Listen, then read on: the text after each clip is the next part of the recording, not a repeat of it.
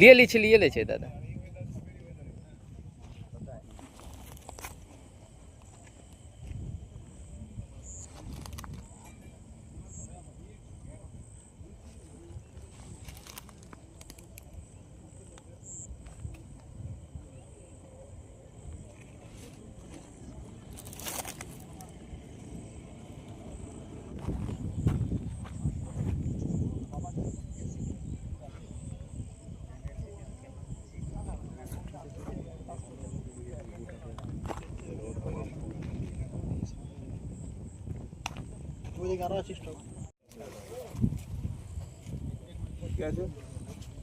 আমরা দাদা প্রেস থেকে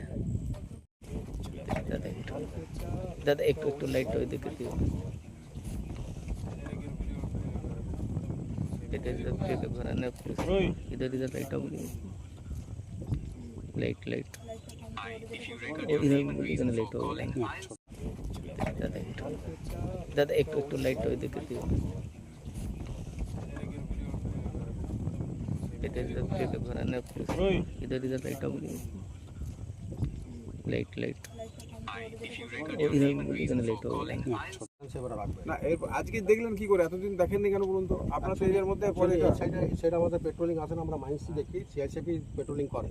এখন আপনি সিআইসিএফকে দোষ দেবেন, সিআইসিএফ আপনাকে দোষ দেবে, ম্যানেজার বলে আমি ছুটিতে আছি, এজেন্ট বলে আমি জানলাম, একজনকে পুলিশ সিঁদুরে সে হচ্ছে মারিয়ে নিয়ে এলাম, তাহলে কী হবে? আমি তো সেদিকে লাগিয়েছি, আমি সবগুলো ফয়সলা করে যাচ্ছি।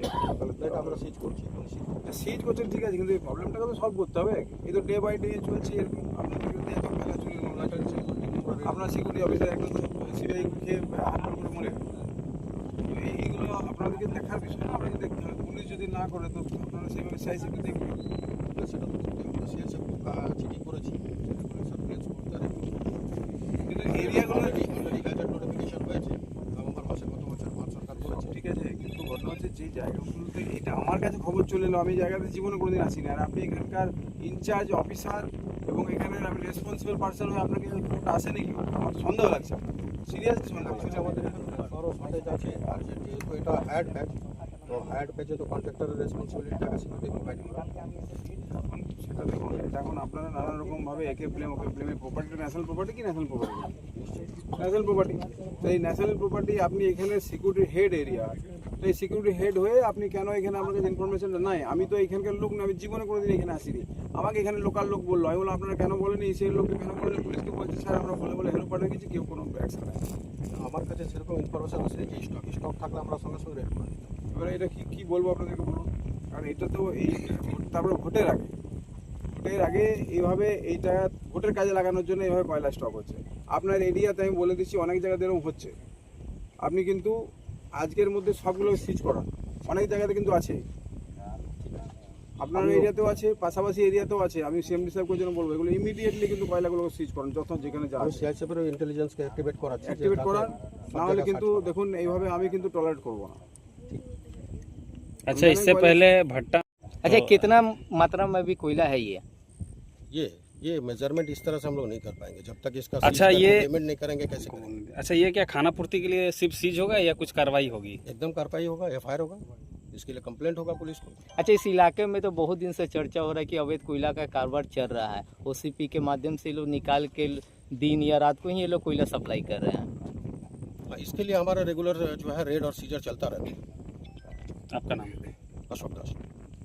দেখলেন আজকে আমি এখানে সিঁদুরিতে প্রচারে এসেছিলাম, তো প্রচার করে যাওয়ার সময় কিছু এখানকার লোকাল যারা লোক আছে তারা হঠাৎ করে আমাকে বললো যে স্যার আপনাকে একটা জিনিস ইনফরমেশন দিতে চাই, যেটা আমরা ওপেনলি বলতে পারি না, কিন্তু আপনি যেহেতু হাইকোর্টের অ্যাডভোকেট আর আপনি এখানকার বিজেপির প্রার্থী, তো এই এরিয়াটা আমাকে দেখালো, বলো দেখুন এই এরিয়াতে এখান থেকে সব ইলিগালি স্টক হয় কয়লা, এবং এগুলো এখান থেকে পাচার হয়, এবং এটা যেখানে একটা সিন্ডিকেট রাজ আছে, বড় সিন্ডিকেট রাজ, যে সিন্ডিকেট রাজের সাথে আমাদের এখানকার রাজ্য সরকারের যারা মানে পুলিশ থেকে আরম্ভ করে প্রশাসন থেকে আরম্ভ করে সবাই তার মধ্যে ইনভলভ আছে। আমি এসে ফেসবুক লাইভ প্রথমে করলাম, করার পরে ওসি অন্ডলের সাথে কথা বললাম, ওনারা পুলিশ পাঠিয়েছেন, এসিএলকেও কথা বলেছি, এসিএলের থেকেও এসছে, এসিএলের সিআইএসএফ, আর এখন ওনারা বলছেন যে পেল অর্ডার বা যেগুলো এখান থেকে লিফটিং করার জন্য যেটা হয় সেটা ওরা আনার জন্য এখন মানে অন প্রসেসে আছে আর কি। আর আপনারা দেখছেন এটা হচ্ছে এমন একটা ব্যাধি, যে এই ব্যাধিটা চেঞ্জ করতে গেলে একমাত্র সরকারটাকে চেঞ্জ করতে হবে। এই ব্যাধিতে এমন একটা মজ্জায় দুর্নীতি ঢুকে আছে। আপনারা দেখতে পাচ্ছেন ভোটের আগে এই কয়লাগুলো স্টক করে এগুলোকে বিক্রি করে তৃণমূল ভোট করাবে। তার জন্য একমাত্র এই কয়লাগুলোকে এখানে স্টক করা আছে। এখানে কয়লা স্টকের কোনো এখানে ব্যাপারই নাই। আর ইসিএলের যেখানে সামনে দেখছেন এখানে ওসিপি আছে, ওসিপির কয়লাগুলোকে চুরি করে নিয়ে আসছে, এখানে স্টক করে। যেমন দেখলে আপনার ফটো নিশ্চয়ই করেছেন, বস্তাগুলো মুখ বাঁধা, মানে বস্তা করে সেগুলোকে ছোট ছোট করে পাচার করবে। আচ্ছা, কত পরিমাণ আছে মোটামুটি কয়লাটা? ধরুন কয়লার পরিমাণ তো আমি তো আর কয়লা ব্যবসার সাথে জড়িত হলে কত পরিমাণ, তবে হিউজ পরিমাণ আছে। আপনার ফটো নিচ্ছেন, যারা কয়লার সাথে জড়িত বা যারা ব্যবসা করে তাদেরকে জিজ্ঞেস করুন, বুঝতে পারবেন। তবে যেটুকু মনে পুলিশ হচ্ছে সিজ করছে এখন? না, এটার নিয়ম হচ্ছে যে ইসিএল এসে ইসিএল সিজ করবে, সিজ করে সেটা পুলিশের কাছে হ্যান্ড ওভার করে।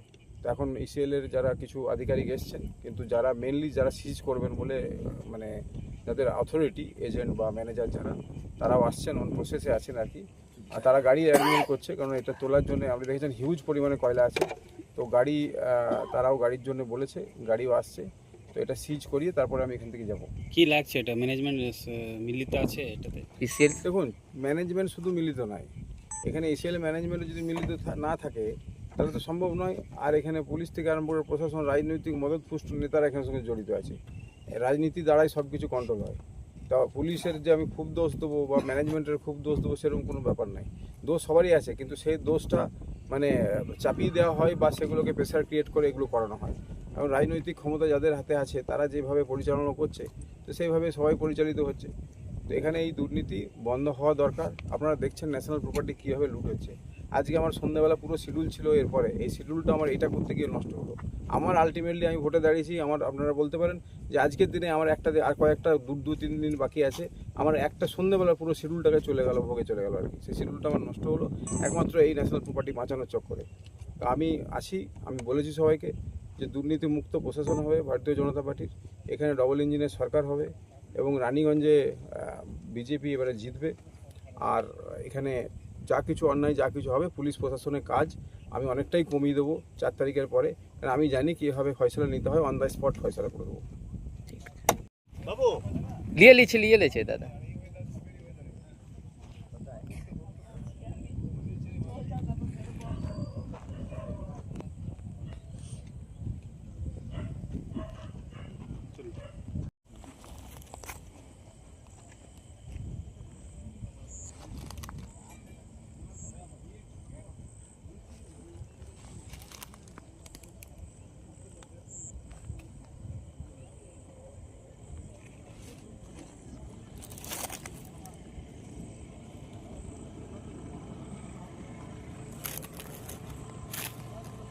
একটু কাশুন।